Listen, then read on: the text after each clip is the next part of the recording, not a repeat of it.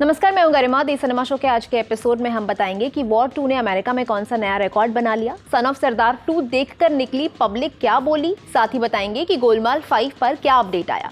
तो चलिए शुरू करते हैं आज की खबरों का सिलसिला।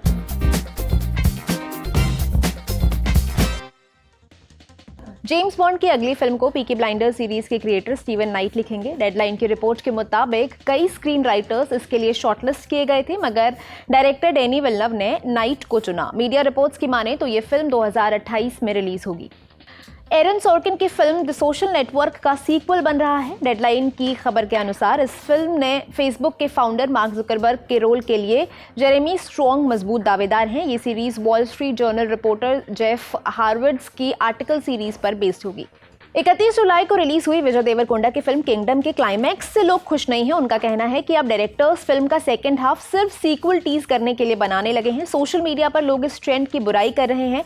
एक यूजर ने एक्स पर लिखा, फिल्मों का सेकंड हाफ सिर्फ पार्ट 2 सेटअप करने के लिए बनाना बंद कीजिए, पूरी कहानी एक फिल्म में कहिए। प्रभास की हॉरर कॉमेडी फिल्म द राजा साहब की रिलीज डेट तीसरी बार टल गई है। सबसे पहले ये अप्रैल में रिलीज होने वाली थी, फिर 5 दिसंबर की रिलीज डेट आई। 123 तेलुगु की रिपोर्ट के मुताबिक अब ये अगले साल जनवरी में आएगी। मेकर्स इसे संक्रांति के आसपास रिलीज करेंगे। इसे मारुति ने डायरेक्ट किया है। सन ऑफ सरदार 2 देखकर निकली जनता खुश नहीं है। लोग सोशल मीडिया पर फिल्म को ट्रोल कर रहे हैं। एक यूजर ने लिखा, सन ऑफ सरदार 2 यानी ब्रेन रॉट से नो ब्रेन सिनेमा, हंसी नहीं, लॉजिक नहीं, बिना कॉमेडी की कॉमेडी फिल्म। इस क्रिंज फेस्ट में सिर्फ दीपक डोवरियाल और रवि किशन थोड़ा चमक सके। एक सीक्वल जो किसी ने नहीं चाहा था। एक और यूजर ने लिखा, अभी सन ऑफ सरदार 2 देखी, बहुत ओवर एक्टिंग है, माफ कीजिएगा अजय देवगन सर, मेरे लिए तो ये फिल्म काम नहीं कर सकी। नॉर्थ अमेरिका में वॉर 2 ने नया रिकॉर्ड बना दिया है। एडवांस बुकिंग शुरू होने के महज 7 घंटों में इसने $1 लाख यानी कि तकरीबन 87,53,000 रुपए कमा लिए हैं।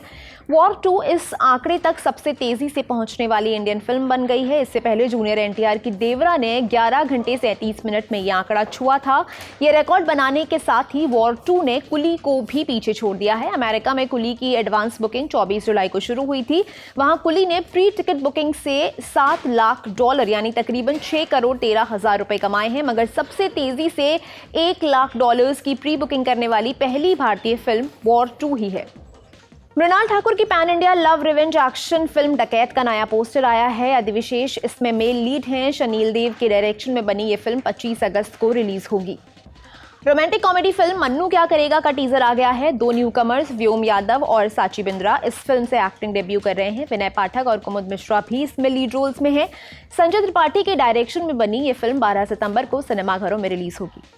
अपनी फिल्मों को अपने YouTube चैनल पर लाने की घोषणा के बाद आमिर खान ने एक और अनाउंसमेंट किया है। बॉलीवुड हंगामा की रिपोर्ट के मुताबिक वो भुज के कुनारिया गांव में सितारे जमीन पर की स्पेशल स्क्रीनिंग करेंगे।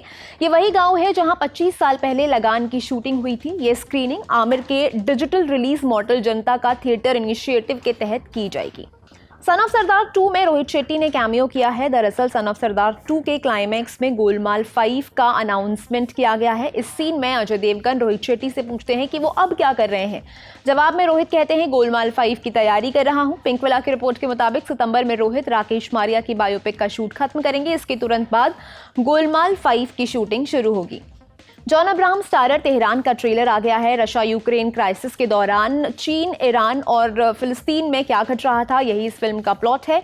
मानुषी छिल्लर भी फिल्म का हिस्सा है। अरुण गोपालन की डायरेक्शन में बनी ये फिल्म इंडिपेंडेंस डे वीक में ZEE5 पर रिलीज होगी।